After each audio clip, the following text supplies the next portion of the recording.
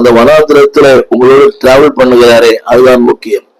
திரும்ப சொல்லுகிறேன், அந்த நீங்க செழிப்பா இருக்கலாம், ஆண்டவர் இல்லை என்ற அர்த்தமே இல்லை. வனாந்திரம் தான், ஆனா உங்களோட டிராவல் பண்றாரு. என்னுடைய இரண்டாவது குறிப்பு, நான் முன்னே சொல்ல விரும்புகிறேன், எலியா. அவருடைய வாழ்க்கையிலே அவரும் தேவனால் வல்லமையாய் பயன்படுத்தப்பட்ட தேவ மனிதன். வானத்திலிருந்து அக்கினி இறக்கினவர், அதாவது ராஜாக்கள் நடுங்க வைத்தவர். அதாவது அவருடைய வாழ்க்கையிலே தேவன் அவரோடு கூட இருந்தார், அவரை பாதுகாத்தார், பராமரித்தார். உலகமே அவரை அண்ணாந்து பார்க்கிற அளவுக்கு அந்த ராஜாக்களும் அன்றைக்கு இருந்த மனிதர்களும் எலியாவை குறித்து பயந்திருந்தார்கள்.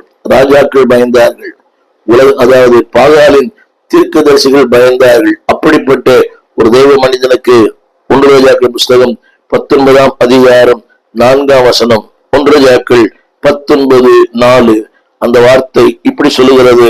அன்பான தேவ பிள்ளைகளே, அவன் வனாந்திரத்திலே ஒரு நாள் பிரயாணம் போய் ஒரு சூரியச்செடியின் கீழ் உட்கார்ந்து தான் சாக வேண்டும் என்று கோரி, போதும் கர்த்தாவே, என் ஆத்துமாவை எடுத்துக் கொள்ளும், நான் என் பிதாக்களை பார்க்கிலும் நல்லவன் அல்ல என்று சொல்லி.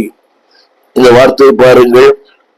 அதாவது அவன் வனாந்திரத்திலே ஒரு நாள் பிரயாணமாய் போய், எல்லாருடைய வாழ்க்கையிலையும் ஆரம்பத்தில் சொன்னது போல there is a discouragement, there is a depression, there is a defeated life. தோல்வியான வாழ்க்கையை உண்டு. என்னை கேட்டுக்கொண்டிருக்கிற ரெண்டு தேவ பிள்ளையே, அது எப்படி இருந்தாலும் அந்த வனாந்திரத்திலும் அன்பான பிள்ளைகளே, God is teaching something. பல நேரங்களிலே நமக்கு புரிவதில்லை. எனவேதான் நான் அவளை வனாந்திரத்திலே கொண்டு போய் நயங்காட்டி அவளோடு பட்சமாய் பேசி, ஓசியாவிலே. அப்படியானால் God wants to teach you not in the luxurious life, ஒரு செழிப்பான வாழ்க்கையில் அல்ல, வனாந்திர வாழ்க்கையிலே ஆவிக்குரிய பாடங்களை. இது என்னுடைய அநேக வாழ்க்கையில் உண்மை, என்னுடைய வாழ்க்கையில உண்மை.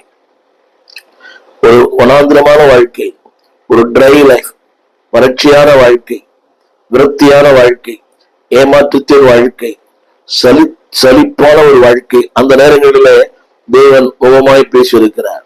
அவருடைய மெல்லிய சத்தத்தை கேட்டிருக்கிறேன். அவருடைய வார்த்தைகள் என்னை தேற்றி இருக்கிறது. என்னை கேட்டுக்கொண்டிருக்கிற அன்பான பிள்ளையே, வனாந்திரங்கள் நிரந்தரம் அல்ல, ஆண்டவர் மட்டுமே நிரந்தரம். எனவே ஒரு முதல் மனிதன் மோசே, but God made him a great man of God. வேதம் சொல்கிறது, அவரை போல ஒரு தீர்க்கதரிசி முன்னும் இல்லை பின்னும் இல்லை. அப்படியானால் வனாந்திரம் உங்களை அவுட்ஸ்டாண்டிங் மனிதராக, பேர் சொல்லக்கூடிய மனிதராக